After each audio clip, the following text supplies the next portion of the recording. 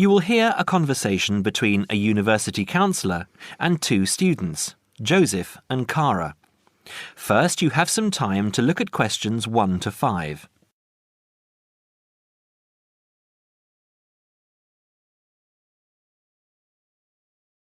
Now we shall begin. You should answer the questions as you listen because you will not hear the recording a second time. Listen carefully and answer questions 1 to 5. Hi Joseph, how are you today?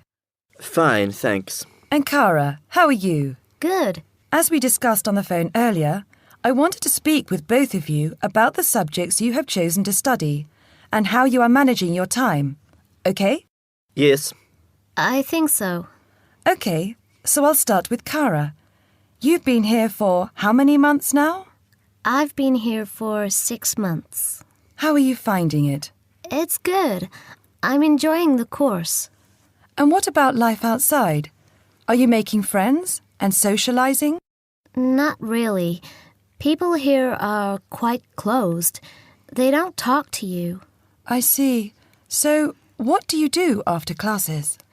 I usually go home and study, and I might go out for a walk, but never really with anyone. Sometimes my roommate Louisa comes with me, but she always seems to be busy.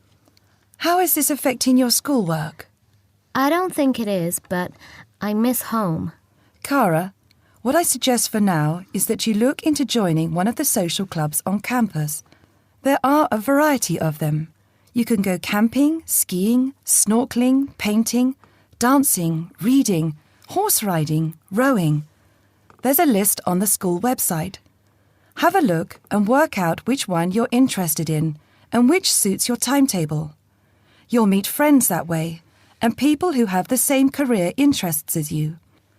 As for the subjects you've chosen for a career in microbiology, I think you should look into dropping one of your subjects and picking it up again next year as a minor. You have a lot on your plate, and this will just cause great pressure. It doesn't mean that you aren't coping, but you're doing about 10 hours more than the average student a week.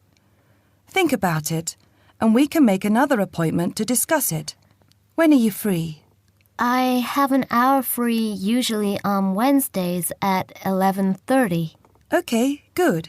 Come to my office at 11:45 and wait in reception. Okay? Okay, I'll see you then. Before you hear the rest of the conversation, you have some time to look at questions 6 to 10.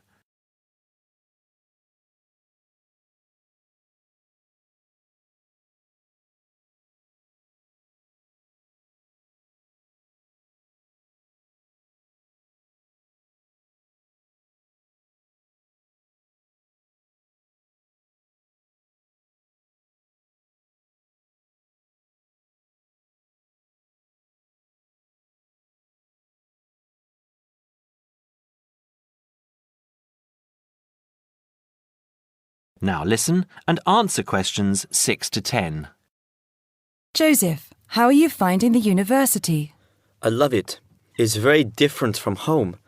Life here is very much focused on study and also socializing through sport. People have been very friendly and curious about my culture. So, you've managed to integrate well? I think so. I've joined the rugby team, something I'd never thought I'd be interested in. And how are your studies going? I think I am doing well. I have a few assignments that need some work, but overall, I'm coping. That's good.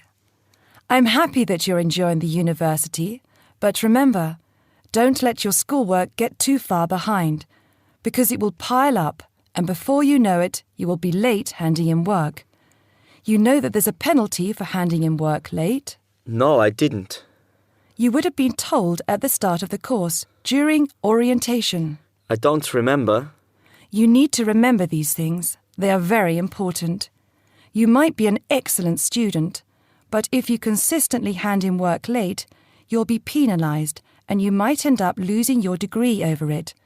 That's a lot of years of work, okay? Yes, I'll remember that. And also remember that you have to attend 90% of your classes. So far, you have missed 5 tutorials. Be careful here. These could also cost you your degree. Is there any particular reason you missed these classes? I'd been training for our rugby match the night before and, well, we went out afterwards and I slept past my alarm clock. Joseph, I know this culture must be very different from where you come from, but please try and be a little more conservative with your time. I think maybe you should spend more time on your studies and less time on socializing. The subjects you've chosen are intensive. I want you to spend 3 hours a night studying before you decide to do anything else. I'll make an appointment to see you in a month and we can assess your progress. I'll give you my business card. All my contact details are there. Call me in 3 weeks to organise another meeting. Do you have any questions for me? No, none. OK, I'll see you in a month. That is the end of part 1. You now have half a minute to check your answers.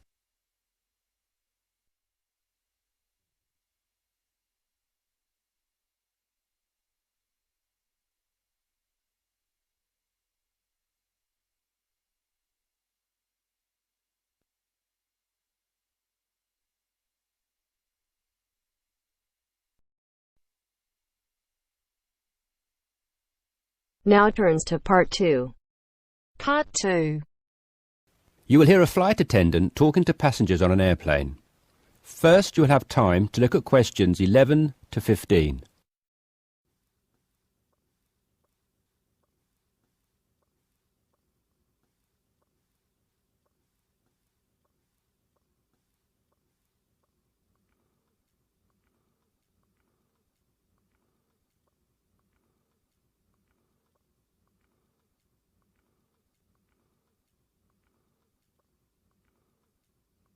Now listen carefully and answer questions 11 to 15. Good morning, everyone. I hope you all slept soundly overnight. I'm pleased to confirm that our flight is running on schedule and we expect to arrive in Christchurch at 8 a.m. local time. That's about 50 minutes from now. I've been advised by our pilot to warn you that there may be some turbulence on our descent. So please remain seated and have your seatbelt on at all times. As you may have heard, a fairly severe tropical depression is headed for New Zealand and in fact is reaching the west coast of the South Island as we speak. Thankfully, we are landing on the east coast, where the weather is still relatively good. Wind speeds are steady at around 15 miles per hour and the sky is generally overcast, though the sun may creep out from time to time as the morning progresses. That said, when the storm reaches this afternoon, conditions will deteriorate rather quickly. Please exercise extreme caution if you're travelling anywhere on the island today. As I said, the storm has already made landfall on the west-northwest coast, and we're getting reports of high seas and very strong winds of around 75 miles per hour, with gusts up to 110 in Collingwood. Heavy and thundery rainfall is also being reported there. The Southern Alps are experiencing severe blizzard conditions, and there is a virtual whiteout on the roads. There are accumulations of up to 3 foot of snow already, so please, under no circumstances, be tempted to take the mountain road from Christchurch to Bluff. Use the coastal route for the entire journey if you must go down south. Over in the west, in Hokitika, and the southwest, in Milford, conditions are bad with heavy rain, high winds, and high seas. In fact, several tornadoes were reported in Hokitika and also in Lewis, which is slightly further inland. Also inland, on the northern edge of the Southern Alps, Arthur's Pass should be avoided at all costs. Roads are closed due to the heavy snowfall. Kaikoura has reported wind speeds of 45 miles per hour, with occasional gusts a bit stronger, but so far it has escaped the heavy rain. At present, it is windy and cloudy there. Before you hear the rest of the discussion, You have some time to look at questions 16 to 20.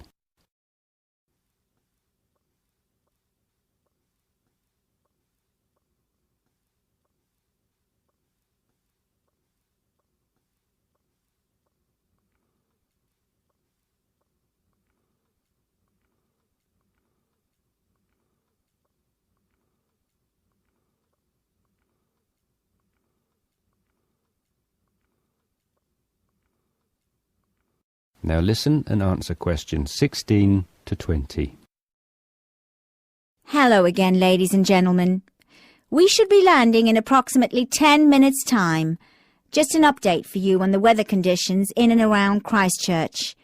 We expect the storm to reach us by approximately 1 p.m. Town officials are closing all roads out of town as conditions are simply going to be too dangerous, with the risk of falling trees and flying debris too high. Roads will have officially been closed for 30 minutes by the time we land at 8 a.m. Passengers whose travel plans did not entail an overnight stay in Christchurch, we would like to extend our apologies to you on behalf of the Christchurch Town Council for the inconvenience caused. However, it is in the interest of safety that these steps have been taken. Those of you without accommodation should go straight to our customer service desk at the airport, where a council official will be waiting to take you to temporary shelters in the town. Those of you who are staying in Christchurch should go to your hotel and follow the instructions of staff there. It may yet be necessary to evacuate you down to the shelters as well. This decision will be made by hotel staff who are monitoring the situation very carefully. The storm has made a direct hit on the island. The storm eye is expected to arrive in Christchurch at about 4 p.m., after which a brief period of calm will be experienced.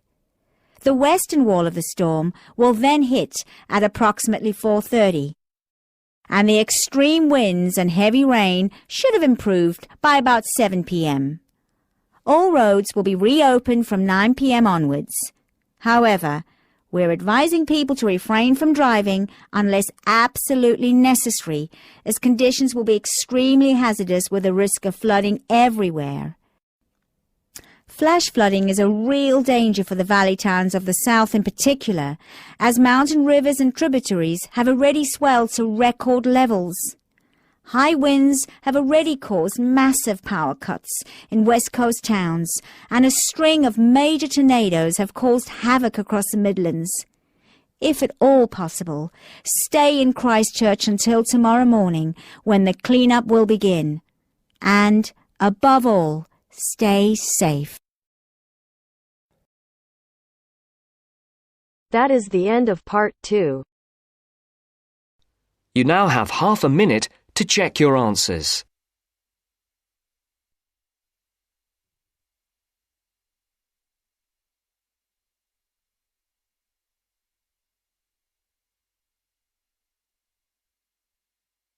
Now turns to part 3. Part 3. You are going to listen to a conversation between a tutor and two students. In the first part of the discussion, they talk about a fellow student.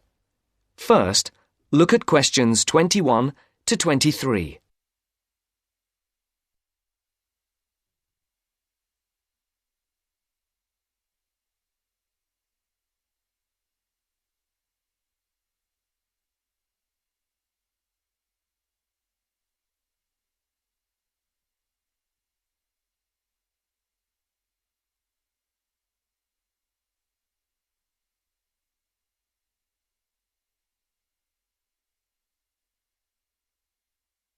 As you listen, answer the questions. Write no more than 2 words for each answer. Francis and Steve. Hi. Now, before we start the tutorial, am I right in thinking that you haven't heard about Lorraine? No. What about her? She's already left. What? Well, she hasn't told anyone. You sound surprised. Weren't you half expecting it? Yes, but she could at least have told us, though. We've been on the course together for the past 3 years, and it would have been nice to know. She always was the sort to keep herself to herself. Yes, I know what you mean. Did she give any reason? Well, she got that job. What? Yes, and she's been given permission to leave, as there's only a week to go before the end of the course. But she'll be back for the exam week. Oh well, we'll just have to catch her on the mobile after the class. She's gone back to Wales first. Oh dear. We'll get hold of her on the mobile. She did say that it might not be possible to contact her for a couple of weeks. Oh, OK. If that is what she wants. Before the conversation continues, look at questions 24 to 30.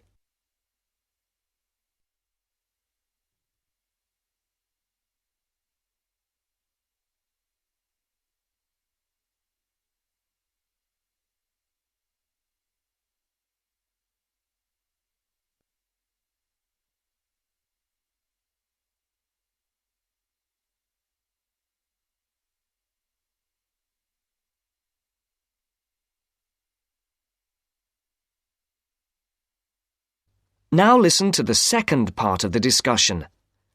The tutor and the two students are talking about assessment marks. For questions 24 to 30, there are 4 alternatives: A, B, C, and D. Decide which alternative is the most suitable answer and circle the correct letter. Right, to work. We're here to look at your assessment marks for your coursework. I take it you haven't seen them yet? No. Not yet. Well, you'll both be pleased. In fact, very pleased. Yes? Francis, you have come out with the top mark in the year. Oh. You have, in fact, got a starred first. Wow! Aren't you pleased, Francis? Yes, I'm just speechless. And, what about me? Well, Steve, you got a first as well. I don't believe it. You might have done even better, but there were a few faults with the 5,000-word project you did on traffic management. And what about the book review we had to do? Yours was, I can safely say, the best we have ever had. You're kidding. I'm not. In fact, you have won the departmental prize for the piece. It's a pity, really, that your project wasn't of the same calibre. It's still not bad at all, though, is it? It certainly isn't. What do you think were the faults with your project? I just wasn't very happy with the conclusion, and I got myself in a bit of a twist with the argument about road pricing. By and large, your overall conclusions were okay, and I would say that your thoughts on road pricing were quite original. The problem was more with the actual end. It was a bit disappointing. You started off well, but then it ended rather suddenly, as if you got fed up with it. Yes, I did kind of stop fairly abruptly. I couldn't think of much to say, even though I knew it was important. Yes, that section needed a bit more work on it. But, as I said, by and large, it was very good. And, Francis, your project was excellent. So much so that we think you should take it further and perhaps do a PhD or at least an MPhil. What do you think? I hadn't really thought about it. I've just been concerned with getting through this final year and getting all the coursework and exams out of the way. I can understand that. But I do think that you ought to consider it seriously. If you perform as well in your exams as in your project work, you're on course for a first. Do you think that I'd get funding for it? Well, any grant will be discretionary, but you have as good a chance as anyone else. I'd even say a much better one. If you do get a first, it'll be the only one we've had in this department for 3 years. And I'd be happy to be your supervisor. Thanks. I'd like that. Do you think I should start applying for it now or wait until after the exams? I think you must really start thinking about it as soon as you can. And Steve, what about you? Have you thought about going on to do research? I have thought about it, but I have a job lined up if I get a good degree, and quite honestly, I am fed up with not having enough money to do the things I would like to do. I can understand that. Is there anything that either of you would like to talk about? Yeah, I have a couple of things I'd like to ask, if you don't mind. OK. We have roughly 20 minutes left, so, Steve, would you like to go first? Right.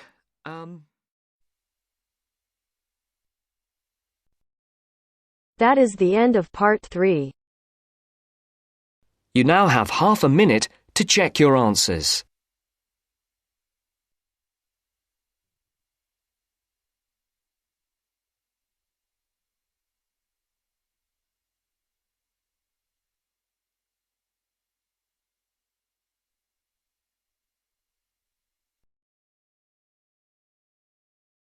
Now turns to part 4.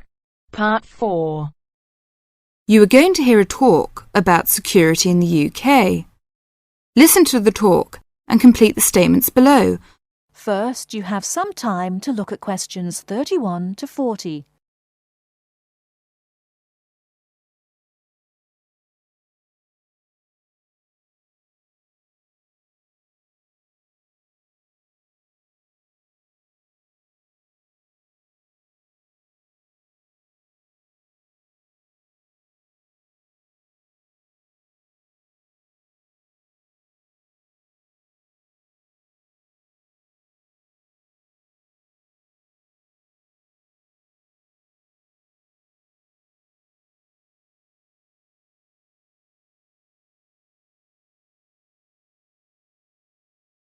Now, listen carefully and answer questions 31 to 40.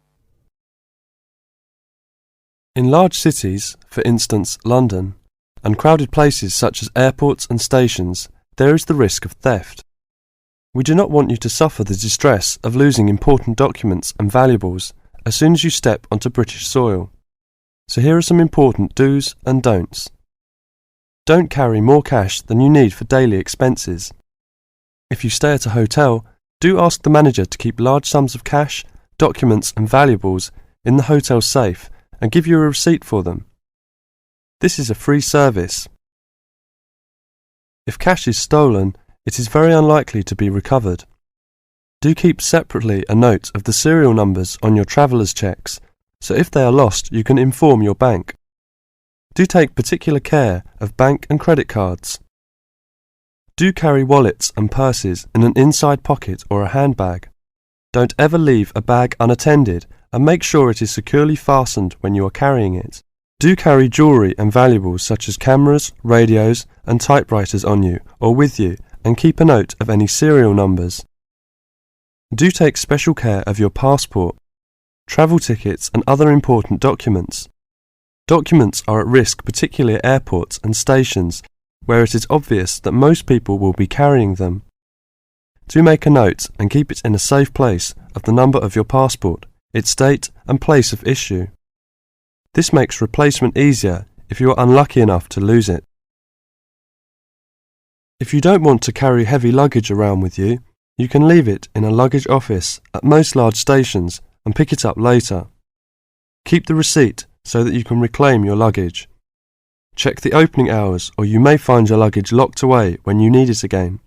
If you lose any of your luggage in transit, take this up immediately with the officials of the airline or shipping line. But don't worry too much. 98% is found within 3 days. If you lose anything, go first to the lost property office at the airport or station, as it may have been found and handed in.